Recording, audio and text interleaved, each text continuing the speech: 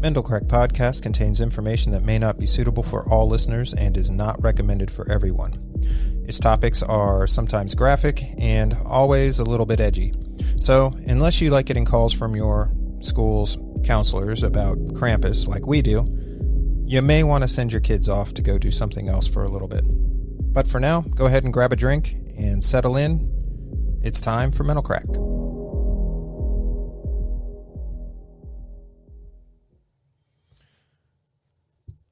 Hey everyone, Andy Meyer, as usual. Up? Jenn, Jen's here.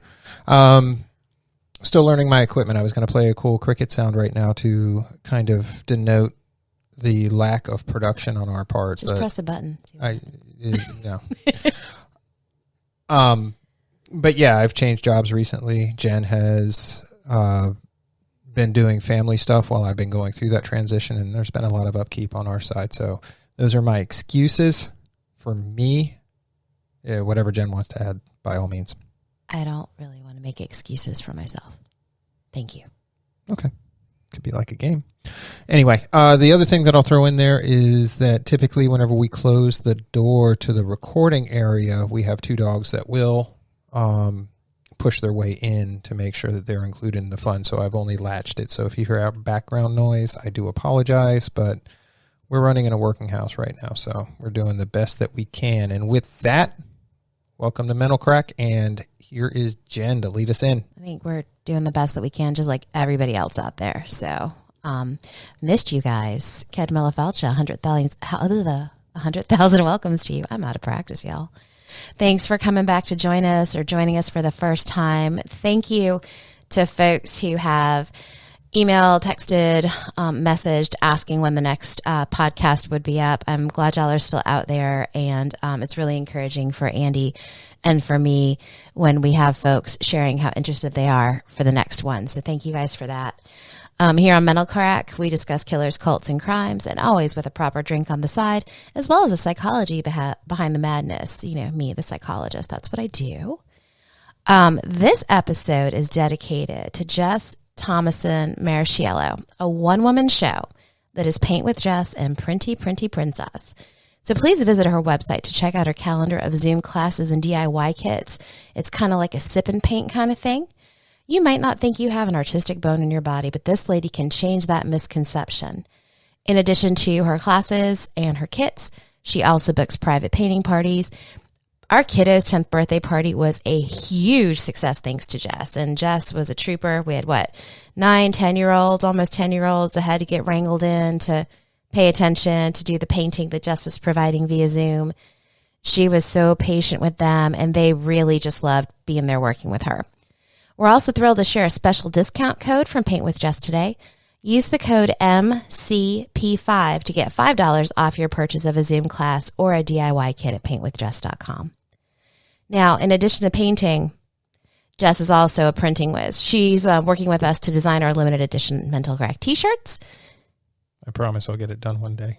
Yeah, we've got some ideas. We just have to get them down, but Jess is really hooking us up. So look to our socials and listen up for ways to win one of those one-of-a-kind shirts. I'll be honest with you, coming soon. I'll be honest with you, what I really would have loved to have had in place in a perfect world was when we go somewhere and we visit it, we tag it with some stickers, and if people can give us photos of those stickers, free t-shirt. But yep. we'll get bigger where that actually will pan out. But I'm super stoked as well because Kiddo and I are rocking some of Jess's handiwork. You may have heard me talk before about Pizza Robot, Jess's character, who's just unbelievably adorable. And she has printed some Pizza Robot tees, and these are available on paintwithjess.com in the merch section. But Kiddo and I happen to scoop up some because, sometimes it's all about who you know. And again, they are super cute. So thanks, Jess, for your support, and we love you. And there are so many awesome things we can continue to say about Jess. But let's talk about why this episode's dedicated to her. And Jess is a resident of Tennessee.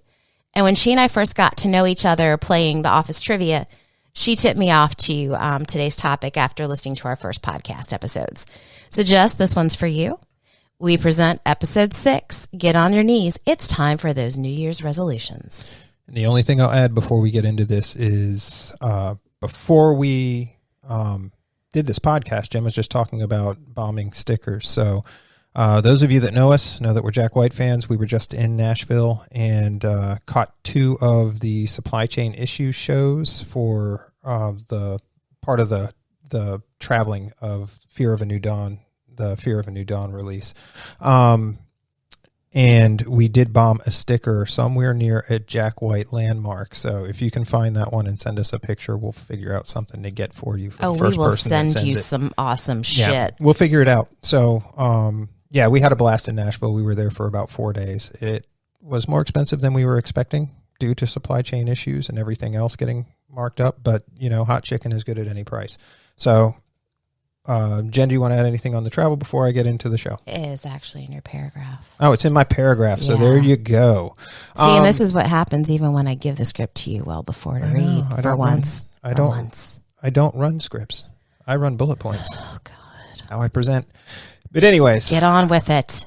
I know you guys are thinking, we're talking about New Year's resolutions and, you're thinking, but wait. And what the hell are you guys talking about, you ask, since we're so far in. And well, we are about to skid into summer and we do acknowledge that, but this was intended to be a January episode. Life happened, job changed, etc. Kiddo eventually got tapped by the Rona, just like the rest of us, the family members. We all had some stuff going on, including a couple of us with multiple Rona cases. That being said, it was just super hard to focus and seriously, we're doing the best we can. So bear with us. We'll just lump it up to supply chain issues. But as people like to say, things happen. Things happen, good, bad, or indifferent, for a reason. And as luck and planning would have it, now we're getting into that Tennessee part. Yes. We were able to take a trip to Nashville where we procured some damn tasty local brews to enjoy with today's podcast. And I knew this part was coming, Jen. I just wanted to throw in the Jack White piece. And I do see now that you have Jack White show was amazing. It was so nice. We went twice. It was. And actually that was very cool. Shout out to Third Man Records and Jack White on that. We actually scored free tickets to the second show. We had no intention of going to it. But they were giving out lawn tickets to people who purchased swag at the local store. So, and Jen did that in spades because she had never been to the record store. I hadn't been to that record store, and there was really cool stuff from a lot of artists on the label. And Kiddo really enjoyed being in there as well. And yeah, so we went to the store knowing we were going to buy anyway. And I was going to turn down the tickets for the possibility that they might not get used. So, that being said, the guy behind the counter was like, you bought enough stuff, and he handed us 4. I'm like, well, okay. Cause he's like, I don't give them out, in odd numbers. I'm like, okay. And, took them and figured there'd be somebody in the hotel or somewhere that could certainly make use of them. But Sabine was happy about going back the second time because we were sitting on the lawn, and it was nice. It was a beautiful night on the river at Ascend Amphitheater. And then additionally, we didn't stay as late. So it was good. We kicked ourselves out at 10. There was a strict noise curfew this Sunday, but you guys, the show was fantastic. Both of them different opening acts. Beer and Pet opened up their Nashville group, and they opened up on Saturday. And I follow them now on Spotify, and I've been listening to them, and they had real good energy. I enjoyed them. I guess that's what happens whenever you play your first show in 14 years as a band again. So yeah, it was electric. It was really cool. It was good. Yeah. So yeah, we've gone off on a little bit of a tangent as we like to do, but it was great. And, as Jen said, we bought swag. I got a record from the Blue Room, which is part of the Third Man Records there. It's a music venue, with King Tuff. And with that, let's get into where we're going with this. So let's talk about beverages. I was going to say, I don't know where we're going. We never do. Mostly because I don't read the scripts. Well, I do, but you did this time, and a lot of did for us. Nobody would have known if you hadn't brought it up. You always tell them that I never let you. Let's talk beverages. Fine. Let's do that. I love beverages. Yep. Our beer selections today are from... Sorry, was that G11 special sauce with I like cold beverages? That was a good jam from back in the day. Our beer selections today are from TailGate Brewery.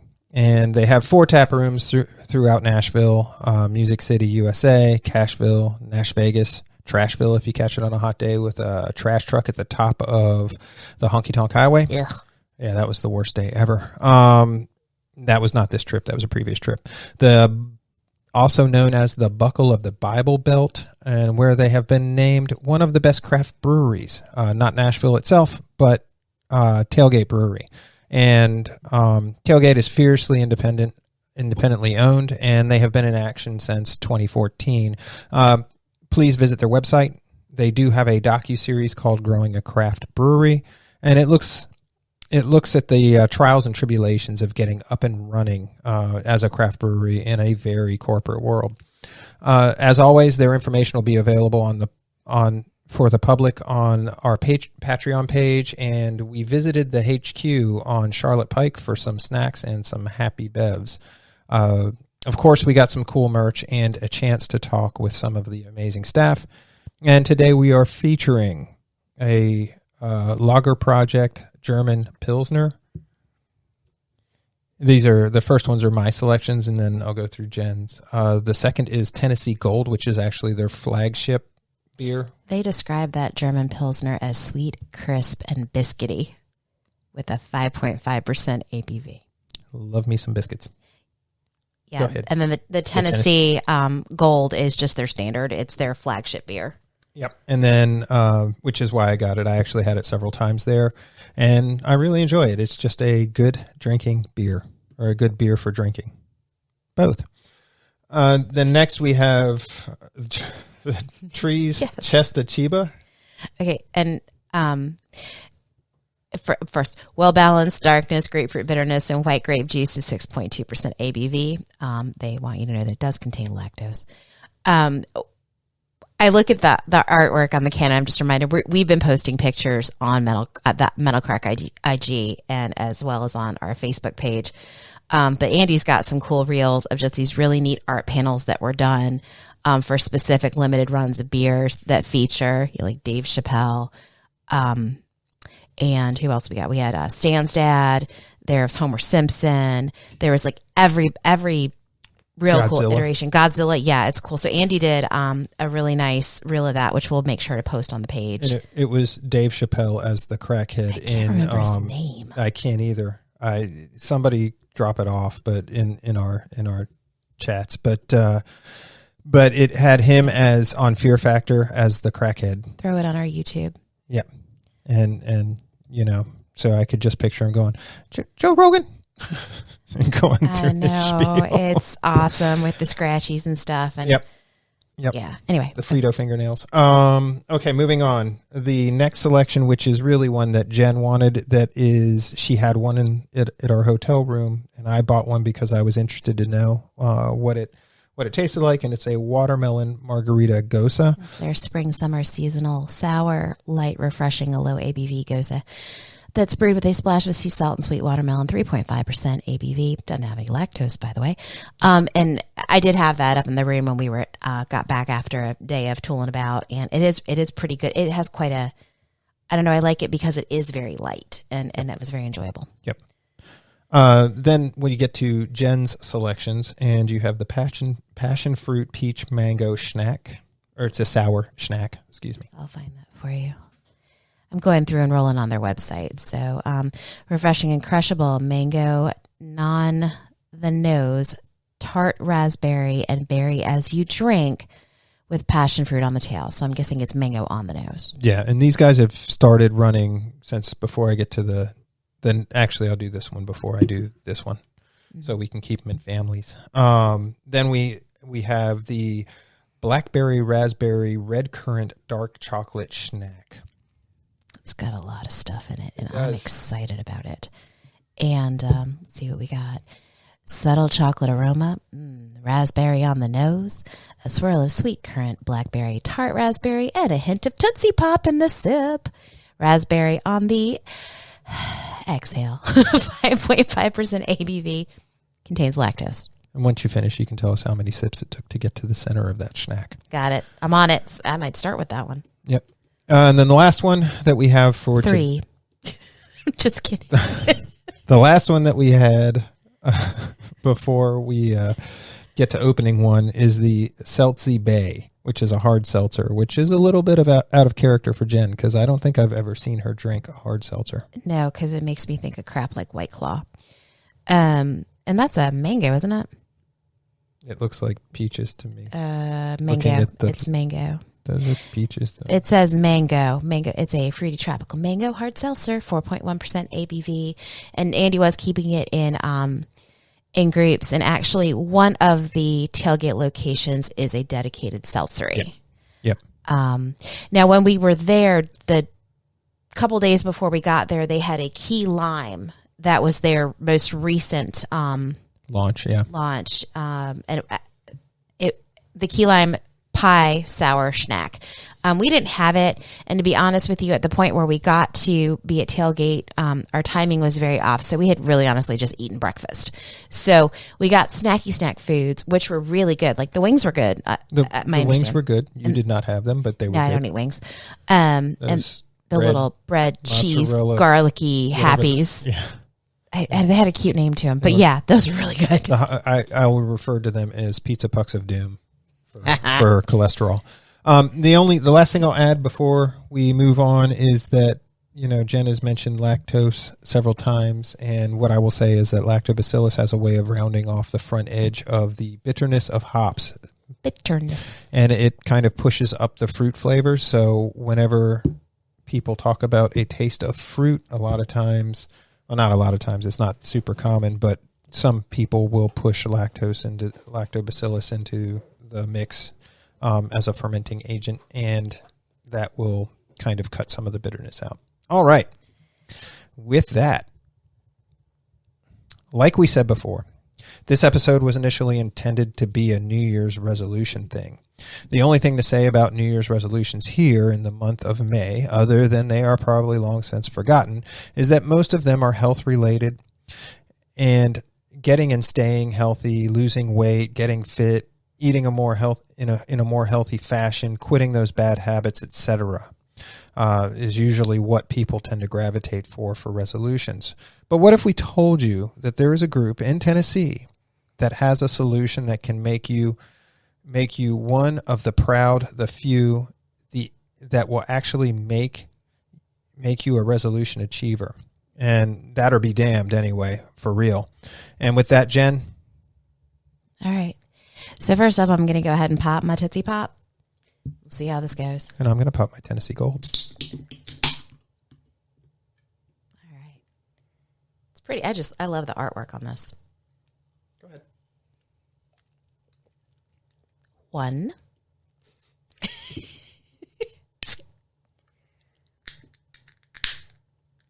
Trying to do that without splashing on the equipment. What I love about this, though, is like the fruit is so spot on. You know how you'll try something and it'll claim this and it'll claim that, and then you have it. Yeah, have it. And you'll be like, well, that's not what they have here in the description or on the label at all. Like this. This is good. Oh, no, it's good. It reminds me of like one of those family of crush / grape soda type. It's got that going, and then like the bouquet is like when you get chocolatey. I was gonna say like when you get a like a Godiva or some other that has like a fruit mix in on it, like a black. To me, it was Tootsie Roll Pop smell. Okay, hold on, I'm smelling it again. Like the Tootsie Roll type of chocolate. I get a little something different every time, and I'm liking that. So now I'm on 2 licks to get to the center here. So do you have vid? Is your sense of smell changing as we talk? No, please God, not again. All right. So, Andy teased you. Let's not leave you hanging any longer. Take us to church, Jen. All right. Amen. That group that Andy was talking about before that can do those things for you is the Remnant Fellowship Church in Brentwood, Tennessee. Brentwood's about 10 miles from Nashville down I-65. And that solution that they have for all of us is the way down. And that leader was Gwen Shamblin Lara. You get right with God and the pounds will just melt away. You may have heard about Gwen and her, shall we say, following. HBO Max features a documentary that you should definitely check out. It's called The Way Down, W-A-Y, down. But, of course, the program is The Way Down. It's weight loss, W-E-I-G-H. Sadly, Gwen passed away in May 2021.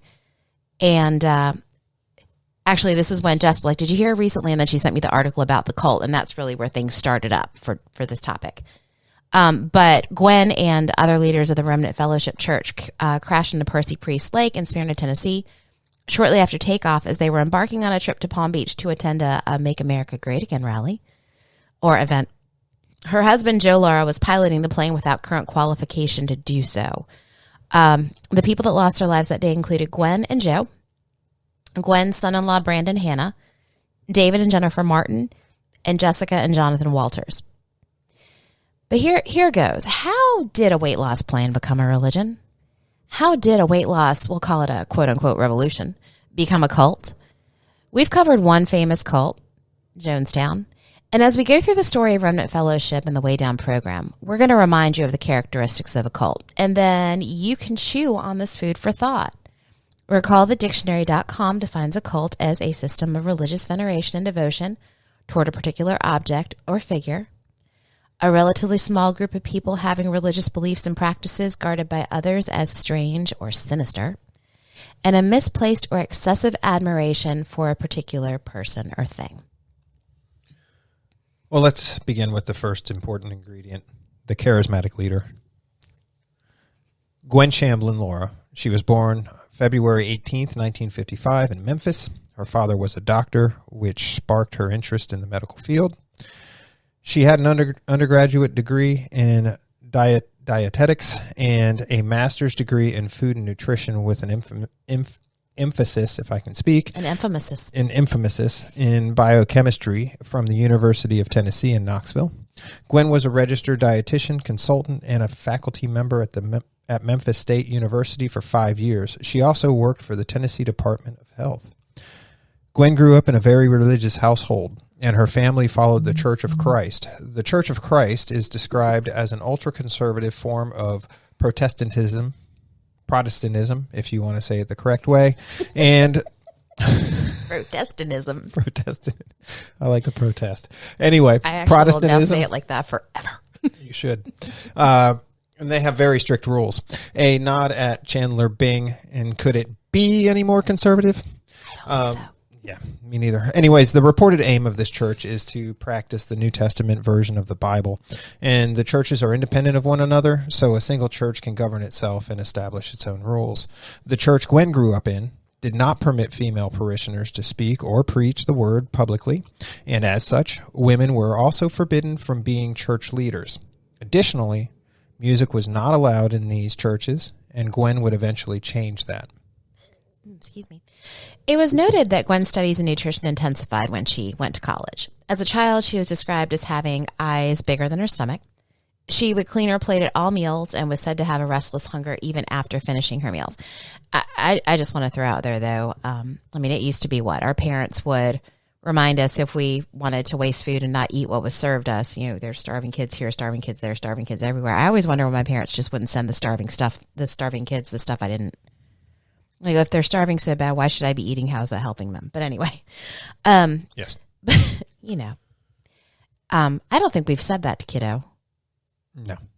Anyway, her father did equate this hunger, even after finishing her meals, with sinfulness. Like, sinfulness. What a message to impart on a child. Seriously, cue the disordered eating and body image issues. I mean, it makes sense, right? And in college, Gwen gained the dreaded 15 plus pounds. This spurred her to learn to understand hunger cues and to find a solution in what's called, quote unquote, thin eating. The concept of thin eating was to follow one's natural physical responses to hunger, so stomach growls, that kind of thing, and to eat just enough until you're properly satiated. In 1992, Gwen shared her not so unique nor revolutionary weight loss discovery via the development of the Way Down workshop. As stated on her website, quote, "This teaching quickly began yielding unprecedented results. Participants were not only losing their weight while eating regular foods, but they were using the same Bible-based principles to turn away from other addictions such as smoking or alcohol abuse." Cults have a belief system that appears to have the answers to all of life's questions and offers a special solution only to be gained by following the leader's rules. You may remember this from Jan Jelalich, who we talked about quite a bit when we discussed Jonestown. I do that. We do that. Jonestown. Way Down is touted as having freed thousands from excess weight without dieting or over-exercising. Countless people have been set free not only from the pain of overweight, but also from eating disorders and other addictions. Okay. The media identified Gwen as the pioneer of faith-based weight loss. Other programs reportedly attempted to emulate the same principles and programs, but none could hold a candle to what Gwen had developed. One might even think that Gwen, under the direction and wisdom of God, was the prophet meant to deliver this weight loss religiosity message. She was special. She was chosen. A prophet. Jim Jones was a prophet. Gwen took it one step further with her book filled with Bible studies and the use of shame and starvation tactics in the late 90s to the extreme. So the Way Down program resulted in Gwen founding her own publishing company. It's Remnant Publishing, in case you're curious, which produces books, workbooks, audios, and videos. In one of her videos where she introduces her eating program, Gwen states, "Do you know that your body is the temple of the Holy Spirit?" Oh, sorry. Jen's nodding at me over here. Do you not know that your body is the temple of the Holy Spirit? I guess she was asking a question, not making a statement, so that does make more sense. All right. You need to know this stuff, people. If you don't know, now you know. I see, I knew, because I already read it. So there. Knowing's half the battle. It is. G.I. Joe. So let's start that over again, since we've totally derailed ourselves. Don't ever do that. Yeah, so Gwen stated, do you not know that your body is the temple of the Holy Spirit? Honor God with your body. God's church is supposed to be a place where it's pure. But selfish, self-loving, and self-centered people have got inside the church, and this is the abomination. Yikes. That's pretty harsh. Think of the emotional responses that one might have to such a message, and in particular, if that someone is a devout believer in Christ and the teachings of Christ. Guilt, shame, sadness, worthlessness, not so much hope. So is the guilt, the shame, the sadness, the worthlessness motivating?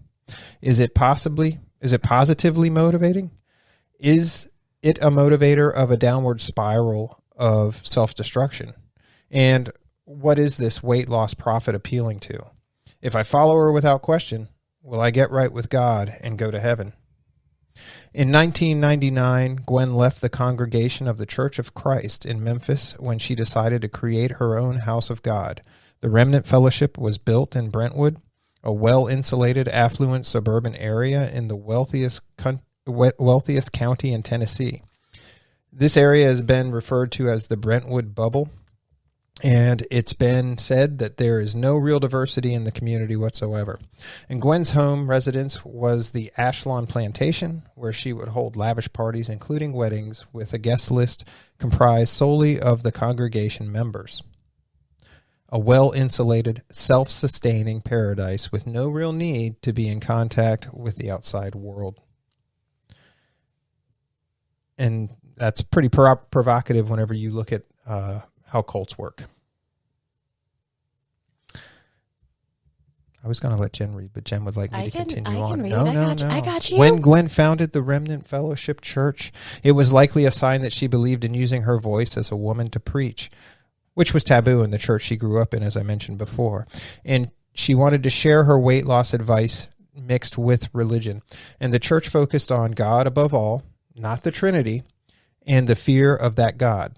She firmly believed, I have found God's church, and she would say, in this program, I teach people how to stop bowing down to the refrigerator and how to bow back down to Him. This program, these teachings, would shape and control everyone's behavior. And Gwen was the only one who could teach and deliver that message. But Gwen's removal of the Holy Trinity from the teachings caused major waves in the religious community. People began calling in anger, sending back their books and worship kits, and pastors were incensed. Some of Gwen's Way Down workshop employees attempted to sue Gwen in a combined lawsuit as she made church membership a requirement of their employment. They ultimately settled out of court. During Gwen's deposition, some interesting statements were uttered. When people were in prison camps and ate less food, they lost weight. All of them. Miss Shamblin, surely you're not making a comparison between the forced starvation of a population and middle-class Americans' eating habits. Are you honestly doing that? I have been for 15 years, and a lot of people have responded. And the lawyer noted that Gwen really seemed blind to how offensive her statements were, believing this to be a manifestation of zealotry. She later noted that the evidence that her church and her teachings were on target was that the people participating in programs, that weight loss programs provided through quote-unquote false churches, were all gaining their weight back. So who in their right mind would leave her church? Gwen's church promoted salvation, and getting thin was the ticket to salvation. Remember when we talked about Margaret Singer's breakdown of systems of control in a cult when Jonestown was the topic?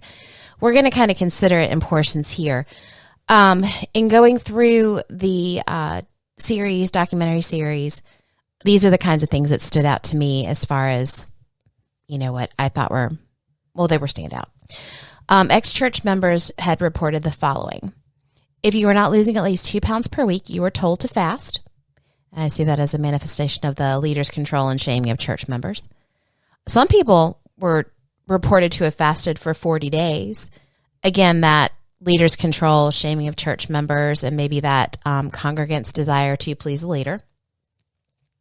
One church member was told to just quit eating to lose more weight, like serious shaming, as well as just a nod to the existence of a system of punishments and rewards within the church.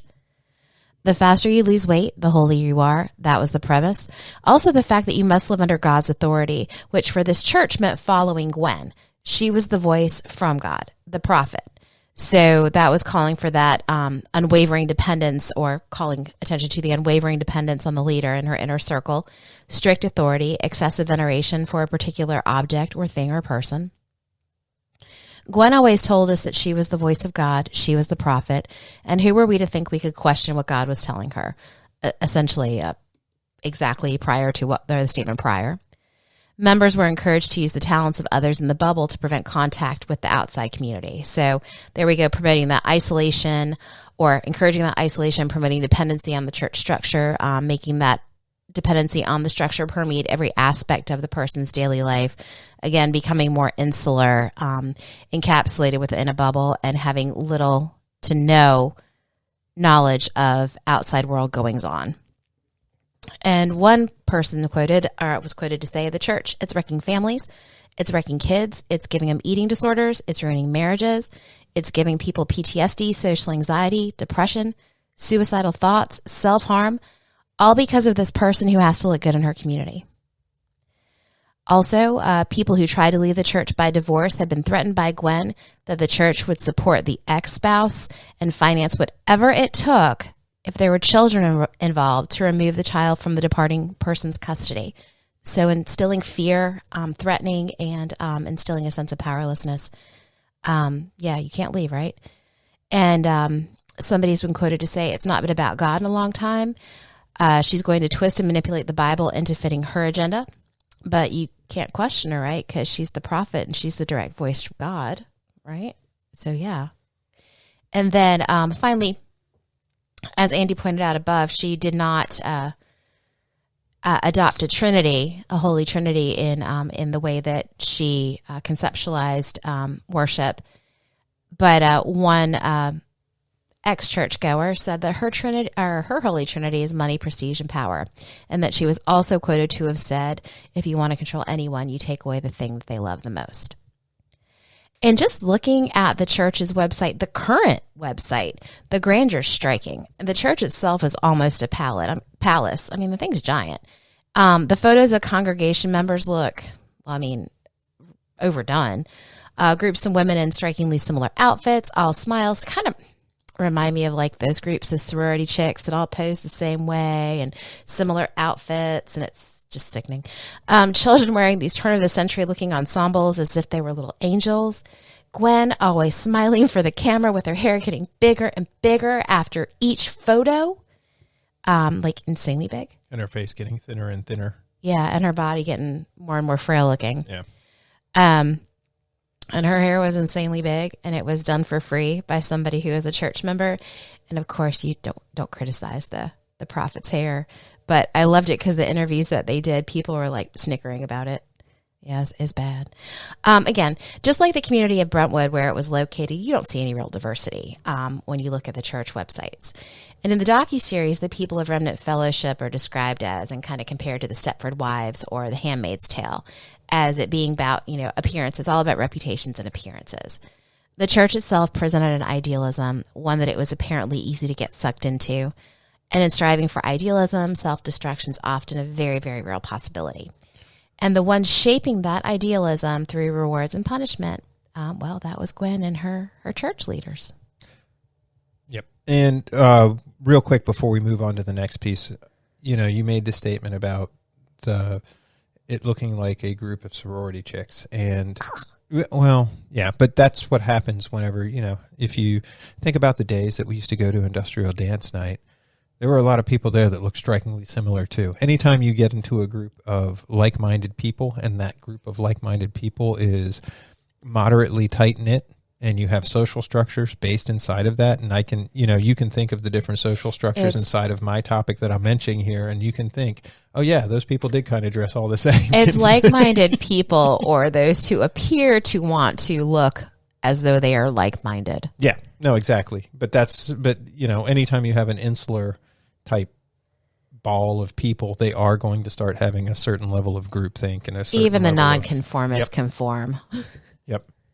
Well, nonconforming is probably on such a small deviation that it's not really noticed by anybody on at the this outside. point, right? To like truly be in the nonconforming part of existence, like you have to really be doing some crazy ass shit. Yeah. That's why we have this podcast. It and helps to highlight those people. Yep. And I'm assuming for them it would be have flat hair. Yeah, I actually here's my thing as a parent. I'm pretty sure what nonconformity is going to look like, or rebellion is going to look like in our household, is that our daughter's going to go preppy and try out for the cheerleading squad. I'm good with that, I guess. Whatever makes her happy. She starts listening to like Fish and the Grateful Dead. We're having an intervention. Well, just keep your eyes peeled for hacky sacks. So yeah, the Remnant Church. Getting back to topic, the Remnant Church's leadership structure, who were the ones setting all the rules. Just say no to patchouli. The Remnant Church's leadership structure was interesting as well. Of course, Gwen was at the top of the org chart, and after her, it was all male leaders. Over time, Gwen's children were included in the mix: Michael Shamblin and Elizabeth Shamblin Hannah. Also, her second husband, Joe Lara.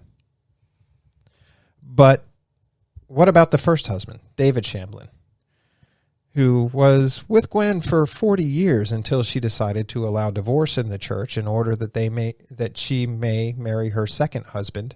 Her justification was there's obviously cases of divorce that God allows. Even as much as he hates it. I bet it pains him deeply to allow divorces, unless they're for his profits. Yeah, and their profit. It's always good to be part of the inner club. I'll never know what that's like. So, David is considered a founding church member, but mind you, about divorce, it was a no-no before 2018, and couples would just have to endure one another even if one of the spouses had hard evidence of infidelity. And church leaders would counsel husbands and wives about staying together even in the midst of utter discord. Church leaders would involve themselves in everything. Control, control, control. They would even get congregation members to give one another up if they tried to escape the bubble. By having social media accounts. Leaders worked to ensure the pure, squeaky clean image was the only thing that was presented to the outside world. Leaders controlled the flow of information into the congregation and out into the greater community. And to this day, the church remains a place where leaders are pure, husbands are kind like Christ, women are submissive, and children obey their parents. This is from the website. This is a little nauseating. Oh, my God. I just can't. I just can't. Well, in 2018, Gwen married Joe Lara, who we mentioned before.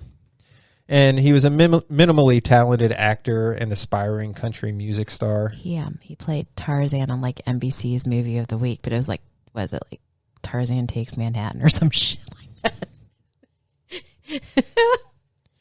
He was a B-roll actor's B-roll type person. By the way, my Tootsie Pop's delicious. Excellent. He was, however, even though he was a lackluster actor and a little bit more lackluster musician, he was charismatic, he was attractive, he was fit, unlike David Shamblin. And so imagine the conflict of being a faith-based weight loss pioneer who is married to an overweight spouse. It just doesn't fit the brand, right? And so Gwen and Joe met when he was whenever he was working as a handyman, and he was keenly aware of the resources he would have access to upon getting involved with Gwen. So Joe and Gwen could mutually benefit each other, right? Joe fit Gwen's brand and looked good in pictures, and Gwen could help bolster his musical career. So if you need a creepy laugh, watch these two on videos. It is so staged and reeks of phoniness. But the bottom line was that Joe married a prophet and took on a leadership role within the church. Oh, and they had their own Remnant produced show, Life with Gwen and Joe. Those who knew Joe quite well found it to be hilarious and pathetic all at the same time. And Joe had not... Did you want to say something? I saw you getting closer to the mic. No, I was just repositioning myself after a little effervescence. Oh, excellent. Pardon me.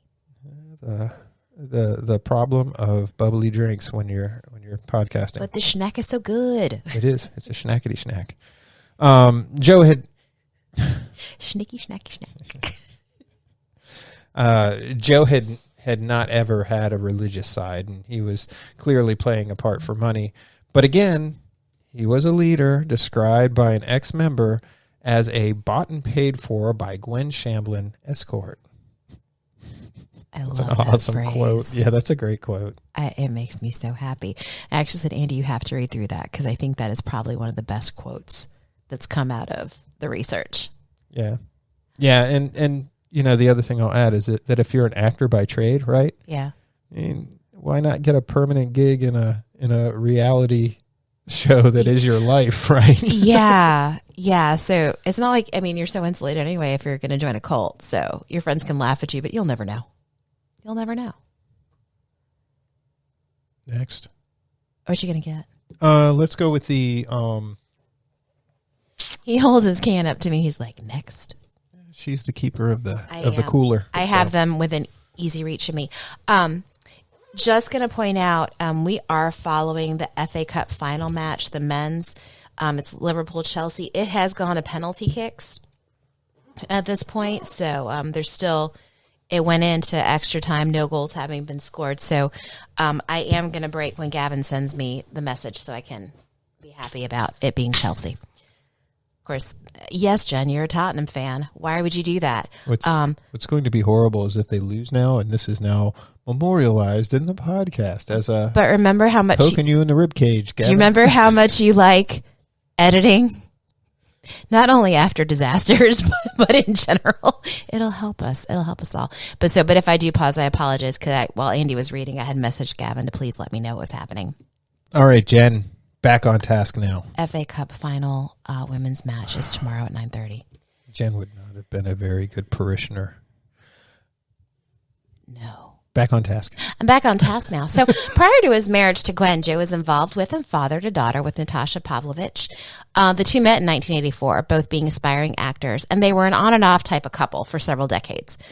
Their daughter was born November 29th of 2010, and shortly after her birth, they moved to Nashville.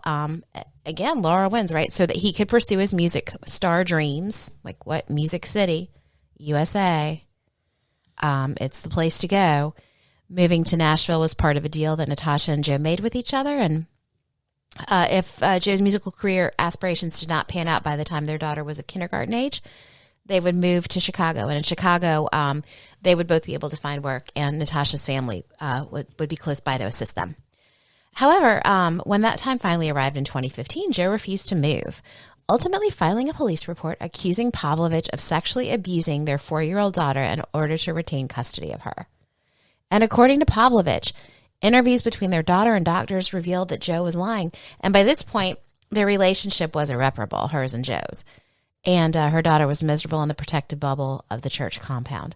My heart completely and totally aches as I think about what this must have been like for this little girl. But, example of what something like this has, and the people that are deep within it, not really thinking about how that kind of shockwaves through everybody else. I don't know that they're not thinking about it. I'm thinking that they don't care. It comes back to controlling the message, right? Okay. Because if they let these people out after they've been inside the bubble for so long, that's now a view inside that they don't have control of the narrative that's coming out on it. Okay, so it's not caring, but is it possible, though, in the act of getting to a not caring place, you just have to cut off all thought about it? Oh, yeah. Okay. I think they're... Well, I think like in this case for Joe, it's easy enough when he's got Gwen backing him all of these different ways, right? Oh, yeah. And so for her to go, no, this is exactly how it needs to be. Oh, and twisting it and spinning it. It's easy enough to feel like you're making the right choice. Yeah. Even if it's a really bad choice. Well, God's on your side. And even if you're not religious, you can act like it is if you're Joe. If you are Joe. Because everybody knows Joe's a good actor. Here's your prop Bible, sir. Let's get in the frame. Maybe Joe was just acting like he was a mediocre actor. Man was fucking brilliant and had us all fooled. I know. May Tarzan rest in peace. Alrighty. Elizabeth, Gwen's daughter, and actually the current church leader, was initially a youth group leader and was described as approachable and lively at first. I mean, like all the kids thought she was amazing, just so full of life and like this zest, Ex-church members note that she has wrapped herself up in the momentum of the church, seemingly to avoid processing a lot of really bad stuff that's happened to her. The church leaders hide the bad to promote the environment as a perfect place. Remember, this is like God's Eden on earth. And so, we don't, I'm going to go ahead and this is my paraphrase. We don't have time for the negative stuff. We want to look good. We want it to look good to everybody. We're just only going to focus on the positive. But rarely can you successfully do that without the negative rearing its ugly head somewhere. And so, God's kingdom, despite the pain and suffering of the people, what they might have inside, it's still, this is the perfect place and this is what we want everybody to see. And sadly, Elizabeth lost a child at the age of 5 months. And there were prayer requests being made across a church-wide text. But the thing is the prayer requests were made, but then nobody really acknowledged the eventual death of the infant. And the church didn't discuss it. And rather than grieve it, it seemed that what was encouraged was for folks just to move on. And what of the prophet's loss of a grandson in a place that is all about God's blessings? Was God casting his judgment upon the church? Who brought this blight upon the congregation? Who pissed off God? And here goes the witch hunt. The church leaders conducted what they called family checkups, as clearly there was nothing that the Hannah Shamblin family could have possibly done to incite the wrath of God. They, Gwen being, God's person here on earth to carry out all the good as he spoke it to her. And of course, the rest of the church leaders being in those positions because, they were just so damn perfect. So it must have been someone who had been observed by the leaders to be struggling, and these folks got check-ins. And Elizabeth began to shrink in size, wasting away as she appeared to live every day without being allowed to grieve. She just looked like she was going through the motions. And she's now the leader of Remnant, and I've watched bits and pieces of her on stage, talking to the congregation, but not doing regular church services. They'll be playing often pre-recorded stuff. But she sounds just like her mother up there. And in a couple pictures, she looked exactly like her mother. Although I think at the end of the series, her hair was getting flatter again. She's only had one or two because anyway. Okay, go ahead. No. I think her hair blew up for a second. Maybe I was looking at the wrong picture, which is possible as well. I think she had curly hair in one, and her hair was just so. I work with folks that have eating disorders. I have a good familiarity with eating disorders, and when people aren't getting what they need to take care of their body from the food that they eat, things like their hair suffers. And her hair was looking like that very sickly, thin, pasty, flat hair. I think she had one picture where her hair was curly, and maybe that's what Andy was referring to. Yep. Anyway, go ahead. So enough about Elizabeth. Let's talk about Michael.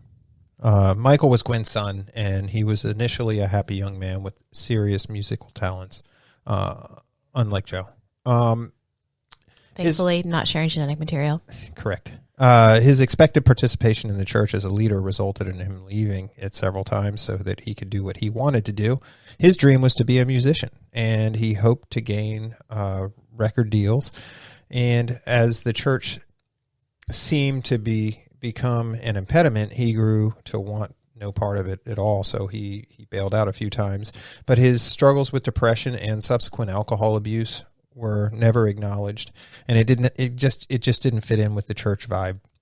His weight would fluctuate given his mood struggles, and when he was gaining weight, he was often put in the background in pictures or in group activities that were being filmed. And in addition to mood struggles, he was reported to have engaged in multiple affairs with church members. He confided in one of the women he had an extramarital affair with that his life had been ruined because of his mom. He was in a loveless marriage and was angry and resentful. His marriage was arranged by the church leaders and not at all of his choosing. He wanted out. So just as we're hearing above with Gwen's children, growing up in Remnant Fellowship had a profound impact on a child's development. In order to keep children insulated from the outside world, homeschooling and in-house childcare was a no-brainer. You see, something Gwen and the leaders prided themselves on was that the children of the congregation were highly obedient. Such obedience would, beyond the shadow of a doubt, convince non-congregants that the remnant was a special place that was looked upon favorably by God. Parenting classes, consultation with leaders, and recorded seminars were available to church members. To break the willful children, it was not uncommon for church leaders to recommend corporal punishment, spanking the child until they cried. If the child did not cry, the spankings were not hard enough. And in the church, it was understood that children as young as 10 could discipline the younger children, as could all other church members. This is a little whack, because I at least know with me, if anybody raised a hand towards Sabine, there would be hell to pay. Oh, I'd be raising a hand right back at him. Yeah, and the fact that they were letting other kids do it, and just the whole idea that... it's like I guess, what's the perpetual cycle of abuse? Yeah. It's terrible. It just makes me think of the poem in Alice in Wonderland. Speak severely to your little boy and beat him when he sneezes. He only does it to annoy. Say that about our dogs, but we don't beat them. All right. So Dave Martin, one of the church leaders who was also killed in the plane crash last year, described during a church service how the advice given to him and his wife to spank his children solved all of their behavioral difficulties. He described spanking his 18-month-old upwards of 30 times on her legs to discipline her. An 18-month-old. She was being too willful. Isn't that what being young is about, so that you can learn your boundaries and the expectations and the rules in a very nurturing way? I would think. I would hope. Yeah, exactly. There are reports of parents using their hands, spatulas, wooden spoons, belts, those glue sticks for the hot glue guns for crafts, like the really long ones. That whole glue stick thing was, and it was a specific glue stick because it's like not any glue stick would work. Like you're saying, it had to be the long one because they're like switches. Yeah, the industrial strength glue She'll stick. Fuck you up. And children were beaten and bruised, by family members who were utilizing these tactics. But like we talked about, other church members and younger children did have, to a certain degree, disciplining rights. And one mother talked about she had her young child, who was still of diaper wearing age, being cared for during a service by some of the caregivers that like were children, teenagers that worked for the church. Yep. And this child was beaten and bruised because it was wiggling during a diaper change. And a diaper change, y'all. All right. So here's the message from Gwen to the children. And I quote, "The way you show God that you are answering to him is through obeying your mother and father on the first time. If you obey the second and the third time, or you are slow to obey, you are being your own God, and nobody playing around like that can ever go to heaven. So you will only live for a few years on earth, and then you will have a horrible afterlife.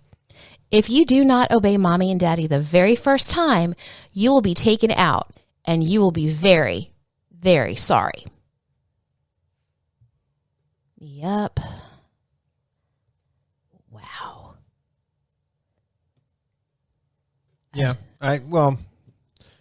As a person of Catholic upbringing, Recovering myself. growing up, it was a different era. If I was raising hell in church, I got threatened. I did get taken out one time. I only ever got taken out. It's like Johnny Dangerously. Different. I got taken out of church once. Yeah, I mean, Once. just once.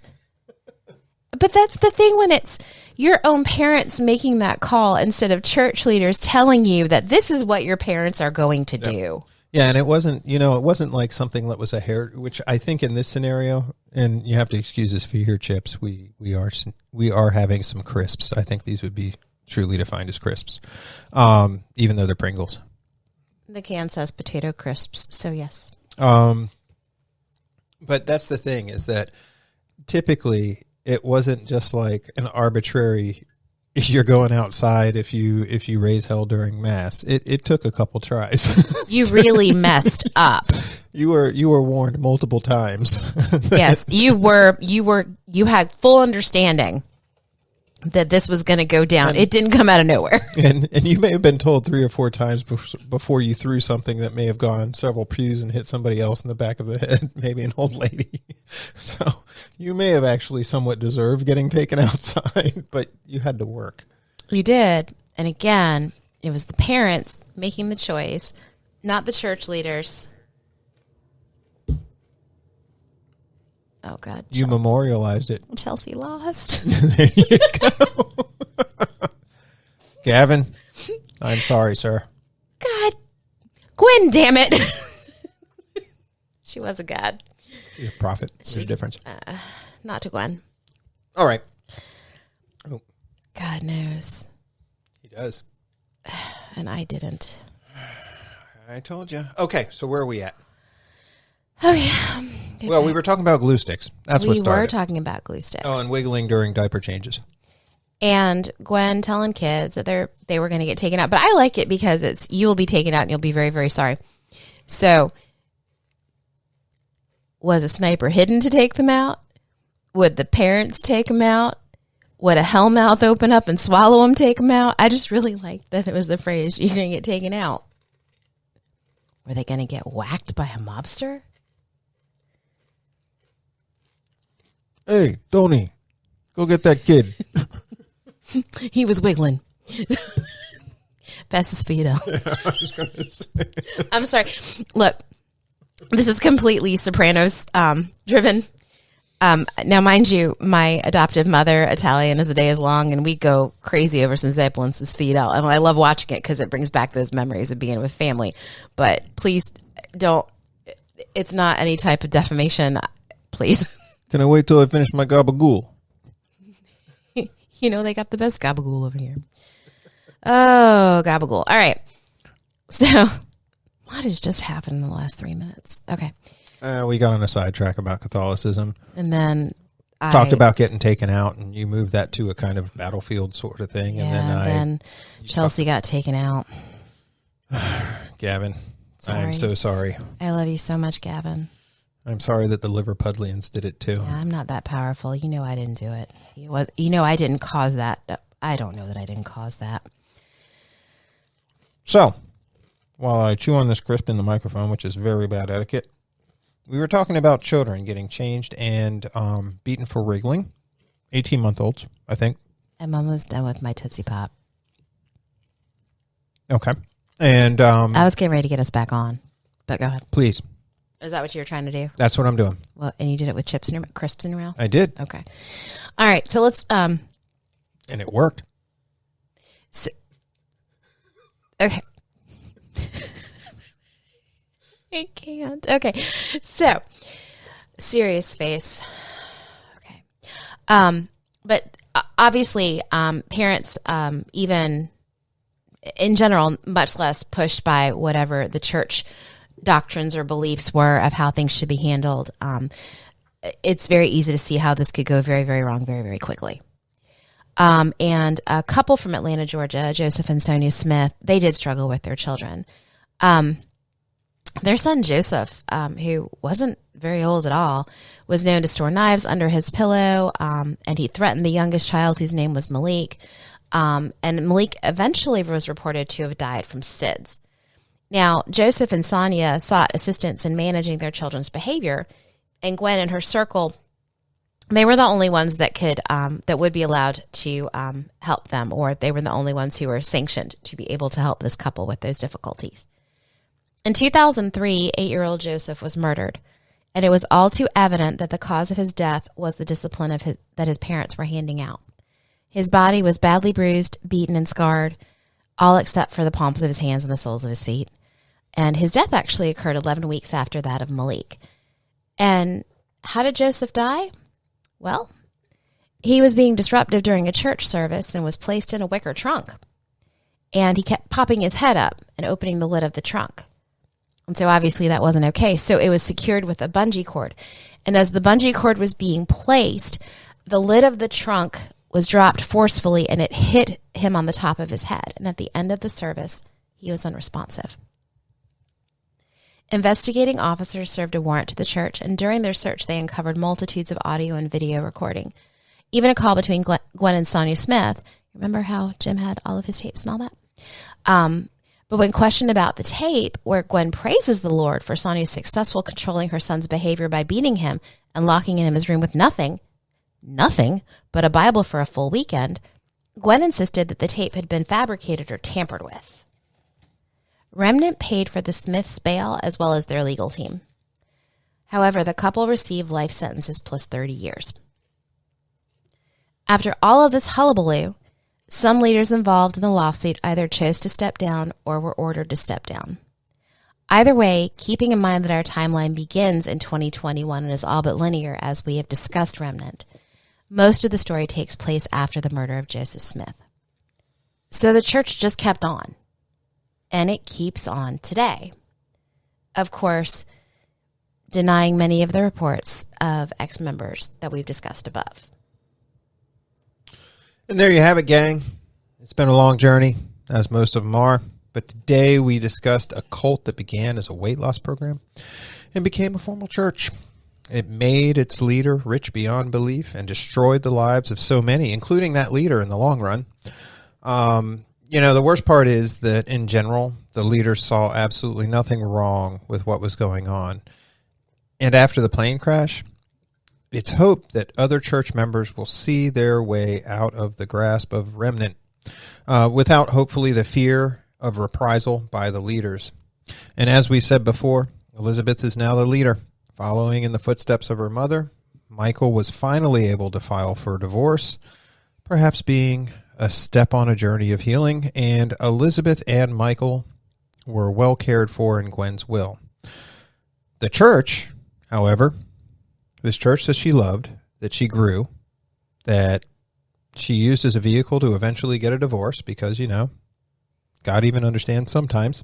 He might hate it, but he does. He does when it's the right people. But she left the church with absolutely nothing. None of her gold that she gained through church. I don't know. It's crazy. That's crazy talk. Yeah, the church was about a lot of things, and money and greed and power were at the top of the list. So, I mean, crazy. Very crazy. So, Jen, having gone on this long journey. Yes. It's been a long, long journey. That has been a long, long journey. What are your thoughts? I think we pretty much covered that across the discussion today. I really hope that people who have come to the acknowledgement that what's going on here, what's going on inside this remnant church bubble is not normal, is destructive. Normal, I use the term loosely, of course, and that maybe people will take that as an opportunity to do something different. And, we talked about something as extreme, like, with Jonestown and how hard it would have been for folks because that was the identity had. That was all they knew. They didn't have anything else. But I feel like for whatever reason, these folks at least have a little bit of like a little hold that they can grab onto to be able to get out from under all of that. There's a crack in the system. Yeah, there is. There's a little light peering through that crack, I think. Yep. How about you? What do you think? So, as important as it is for people to find a place where they can fit in, be loved, feel like they are accepted for who they are, which is a lot of the things that run people into religion, or it doesn't make people run into religion, but, a lot of the reasons why people get involved in religion so that they can have a common value set, or they have a group that has a common value set that allows them to feel acknowledged, loved, and understood. As important as that is, this is kind of, to me, a cautionary tale of how important it is to not cut yourself off from everything. Yeah. I've done this in my professional life whenever I've gone to conferences and whenever I've done other things.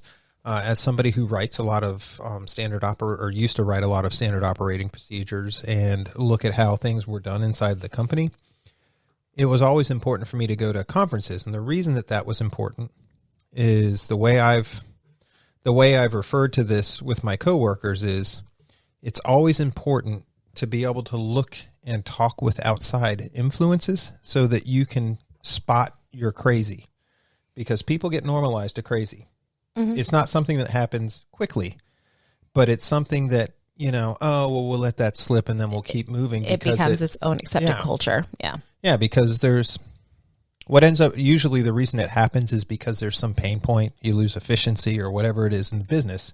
In religion or other things, it's other things. But the reality is that you get molded into crazy, and it gets easier and easier to move off of what would be considered the quote unquote normal line, or what would be the acceptable cultural line. And so it's important to have that outside tether so that you can just get a barometer to your own crazy, so you can understand just how far across the line you've thrown the javelin, so that you know whether or not you need to control back. Well stated.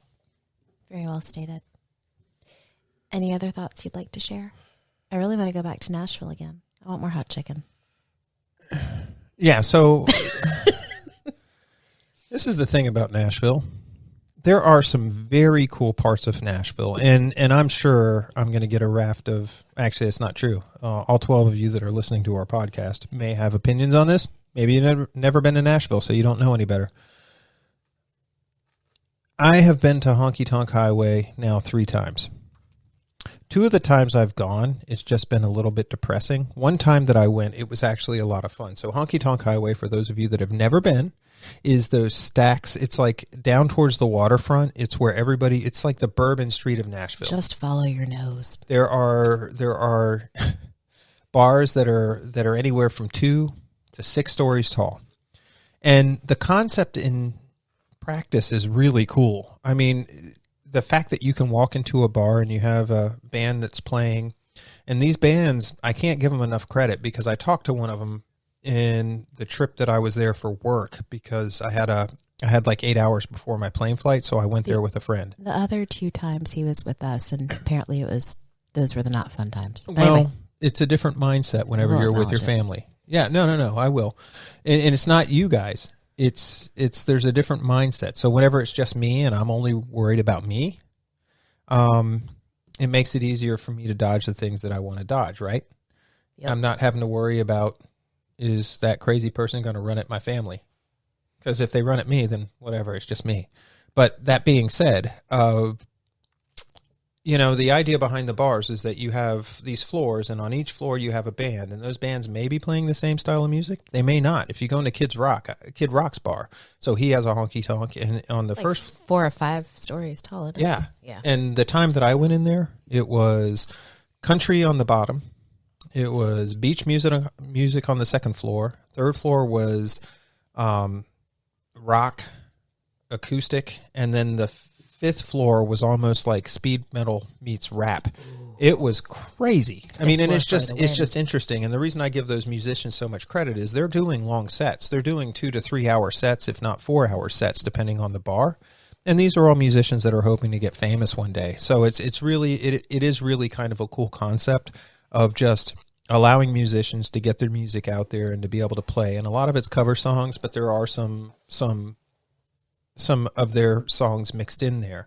But the reason I enjoyed it that time again was because I was by myself. I wasn't worried about making sure that my family could catch up with me. And the other thing about that time was that whenever I went there, I think it was 1 p.m. on a Saturday while I was killing time before the flight. And really it hadn't filled up yet. The times that I've been there with my family, it's been busy. And whenever it's busy, you've got like a pretty healthy population of homeless people that are hanging out. Some of them have obvious mental issues that they're not taking care of. Like the gentleman that was sliding on his back up the sidewalk and just kind of, I had to explain to Sabine all about that. yeah, people, and then the other thing, people vomiting into trash cans or trash cans covered in vomit, people passed out on the sidewalk. I mean, it is an area of debauchery. And if you're by yourself and if you're just adults, so like if Jen and I were just there, probably be fine. We'd be like, ugh, that's crazy. And then we'd move on and do whatever we're going to do. But for my daughter, these are formative years. These are core memories that she's getting. And I don't know that I want her to see humans at their worst. She didn't like that either. We did it a little differently the second time we walked through there with her, but yeah. But it's just a very harsh reality because whenever you have so much excess, because that is exactly what the Honky Tonk Highway is. It's an entire section that is built around the idea of excess. You have an excess of music, you have an excess of alcohol, you have an excess of people, you have an excess of just everything. And, I had excess of smells. I'm going back to that again.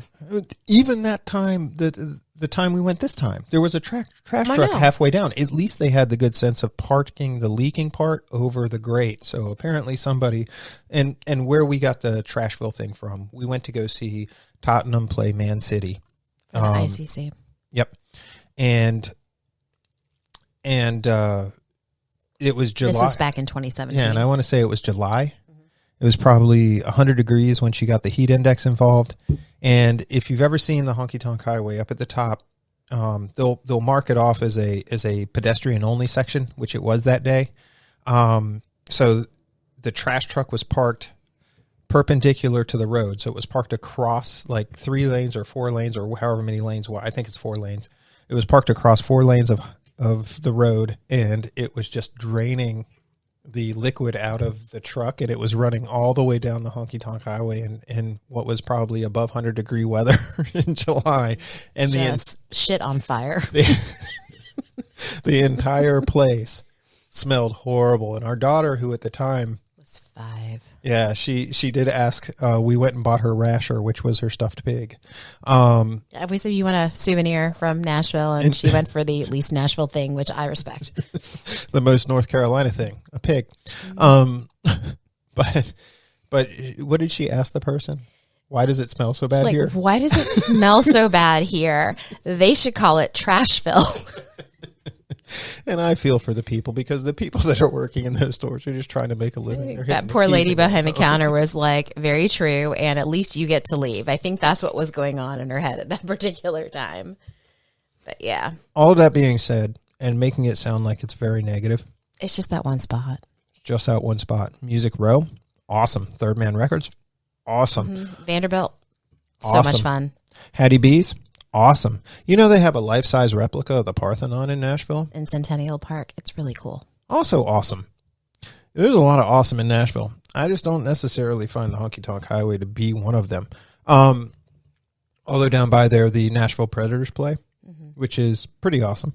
I'm cool with the Preds. Yeah, and I mean, like the placement of Nissan Stadium on the river and the amphitheater on the river. I mean, it's really pretty. With a pedestrian bridge that cuts across to it. Also pretty awesome. Yeah. The Jenn can't really say one way or the other on this, because I went there I was at this location for her business trip, but they had a dinner where they rented out the entire Country Music Hall of Fame. That was actually pretty awesome. That was where I learned to actually enjoy nudie suits. If you don't know what nudie suits are, look them up. We'll put a link. But it's awesome. It's just this. It's an Eastern Bloc cowboy, more or less. I don't know how else to explain it. But if you've ever, the Rhinestone Cowboy, that's a nudie suit. He's the dude that made all of this. Nudie. Okay, that's why it's called a nudie suit. That was one of the best conversations I've had with my family recently, whenever I was trying to explain nudie suits and they couldn't get over the name. But this dude did everything. He put guns in cars, not like usable guns, but like the door handles. Guns. The door handles were guns. Decorative and functional.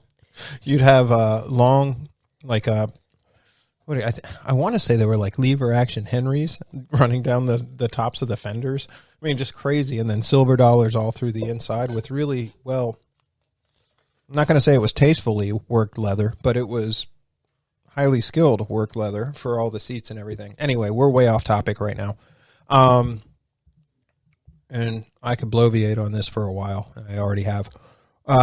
Jenn, anything you want to do before we take us out of this? I do. Just going back to the topic, I just wanted to throw this out there. If you're struggling with disordered eating or know someone who is, there are ways to get support. Visit nationaleatingdisorders.org to access information about their helpline, which offers both talk, online chat, and text options and resources to find treatment in your community. You're worth it. So, seriously, go check it out. Take good care of yourself. And on to our shout outs. You can carry on. First, as always, our kiddo, who is both our creative consultant as well as our cover art creator. Also, Robert Peake Jr., who throws some pretty damn awesome ideas at us from time to time. And I told him he was getting mentioned here because he's got some interesting thoughts in my head about some good promotion ideas. Yep, and can't say enough about Mr. Peake. He and I have a lot of interests that are the same, and he is an honorary member of our family. Solid dude. Mm-hmm. Can't say enough about him, Absolutely. honestly. Well, what we do say is all going to be good because he's amazing. Yep. We also want to shout out the Gilsonen Foundation because we love them, and we hope that Gavin will forgive me. Yep, and Gavin, I'm sorry for your loss, but hopefully you watched the video I sent you this morning, or the meme. Totally worth it. But hey, it could be worse. You could be rooting for my team, Swansea, who are middling at best in the next level down. Hopefully that never happens to you. It came pretty close this year, though, with all the Russian stuff. Yeah, no joke. We also want to send a shout out to Jess Thomason-Maraschiello. Check out paintwithjess.com. And again, that special code for $5 off a Zoom class or DIY kit is MCP5. I can't say enough about Jenn, who actually writes all this stuff that I kind of ad-lib at will. Oh, my throughout. little schmutzly.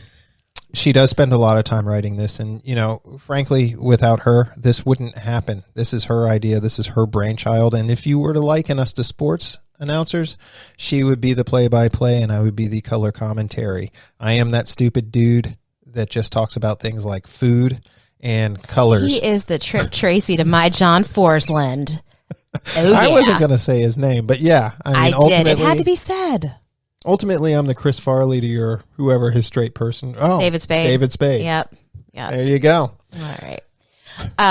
Well, right back at you. Our producer, Andy Meyer, the Magnificent. Isn't he lovely, folks? He's pretty damn amazing. Yeah, no, it's not bad. Andy's on that watermelon margarita goes. Jolly Rancher in a can. Jolly Rancher in a can. Can't say that's a bad thing. So Metal Crack, we are available on Spotify, Apple Podcasts, Google Podcasts, Breaker, Pocket Cast, Radio Public, via Anchor by Spotify. We are on YouTube, where you can also find Lasted a Real Podcast. So please give us and them a like and subscribe. And we welcome your comments, good, bad, and different. Whatever you got to say. We're adults. We can handle it.